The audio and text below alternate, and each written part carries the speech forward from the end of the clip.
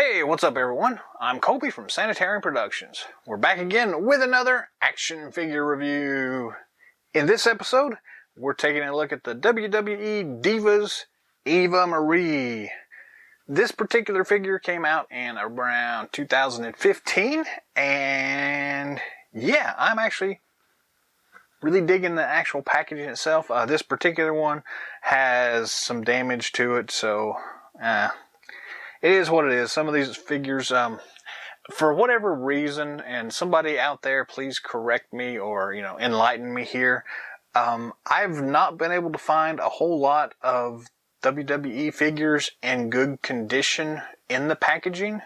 For whatever reason, most of the ones that I keep coming across are kind of junked or they've got creases on them or whatever else, but I've just had a hard time finding, I guess, more these older figures in really good condition. I don't know why that is. I'm probably just not in the right loops or whatever it is, but I've really had a hard time finding good condition carded figures.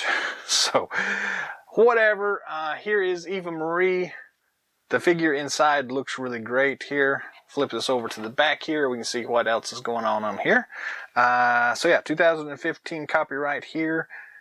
We've got a couple other figures that you could have gotten set. John Cena, Triple H, Bray Wyatt, R-Truth, Sheamus, the Iron Sheik, Honky Tonk Man, Sasha Banks. So, very cool looking anyways. I guess this was before they started actually numbering the figures themselves. So I don't know what version of Eva Marie this is, other than it's the 2015 version. So if some of y'all out there have a little bit more knowledge about these WWE figures, put that in the comments and let me know. I'm curious about that, but I don't actually know when they started doing the numbering. I know they did it with the Elite figures, but I guess this is technically one of the, the basic figures. Whatever, it's still a cool looking figure. We're going to go ahead and open this thing up. That's why I don't really care about the condition of the cards. It's weird to me that I can't find good condition cards. So normally when I'm getting things, I like having two of things. I like to get these things loose, but I also like to have one mint on card. I'm one of those weird people that likes having two versions. Anyways. Very nice. Throw that to the side. And it's got a very simple packaging here, so let's go ahead and crush some plastic as we get Eva Marie out. Alright, so other accessories here. Most of these WWE figures don't come with accessories, so not really too worried about it. We can get the camera to stay still here, and let's take a look here.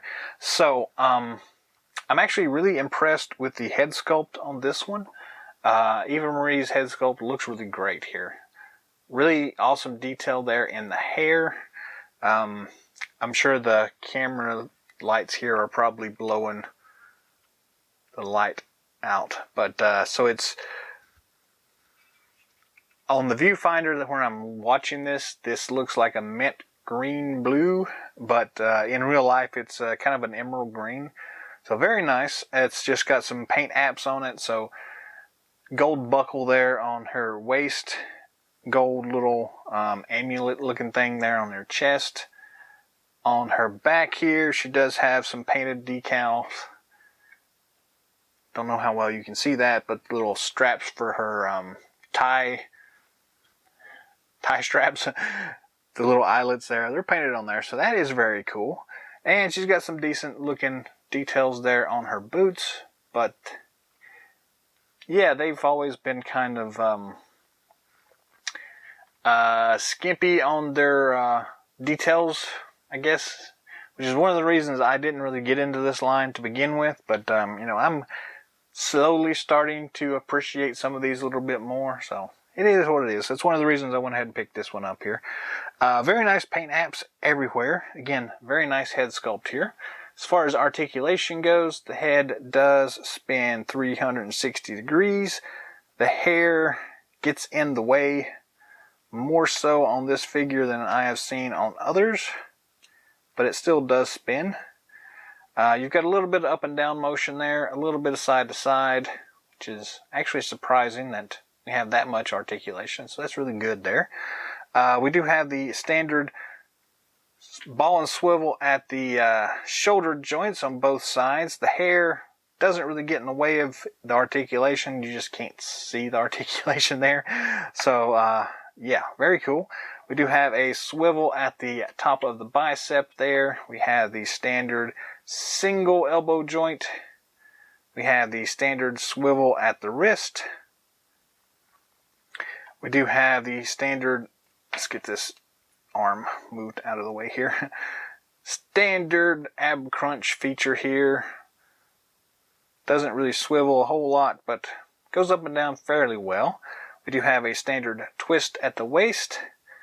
The standard ball and swivel at the hips and thighs.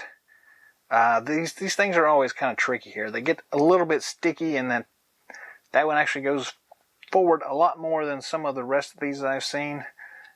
Backwards about that far. We do have the thigh twist there at the top of the thigh. We have a standard single knee joint. We have a standard top of the boot swivel, and we have the standard ankle articulation there, that little rocker there. So all in all, very nice looking here. It's a cool looking figure. Again, they reuse a lot of the same parts for these figures. So this one basically has the same body style as most of the rest of these figures that we've seen. I think the last figure I did was Nikki Bella, and had the same basic body, except for, you know, different boots, I think, on that one, but that was about the extent of it. They do really good with their paint apps, though. So you can see, like, the straps here on her arms, that it succeeds in adding that little bit of extra character for the most part. There's some of these, as we'll get into, I guess, later.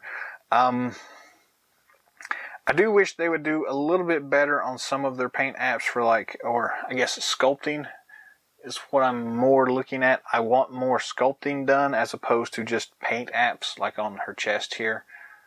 I would like to see her outfit be sculpted on instead of just painted on, if that makes any sense to anybody. Let me grab this Brie Bella figure here as an example here. So when they reuse this particular sculpt, you can see they just painted over the way her outfit is.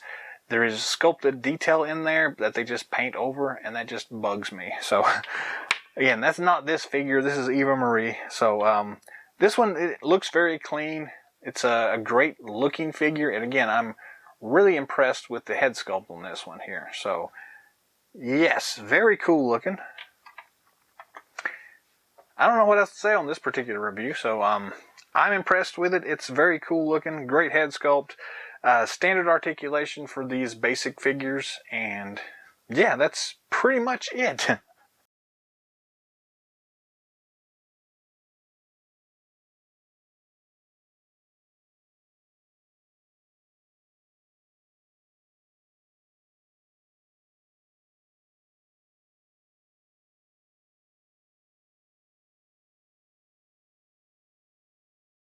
Well, that's all the time we have for today, so thanks for watching as always. Drop some comments down below. Let me know what you think about this Eva Marie figure from 2015. How does it stack up to some of the more recent figures, or have there been more figures for Eva Marie? Actually, I don't remember. So, I don't know.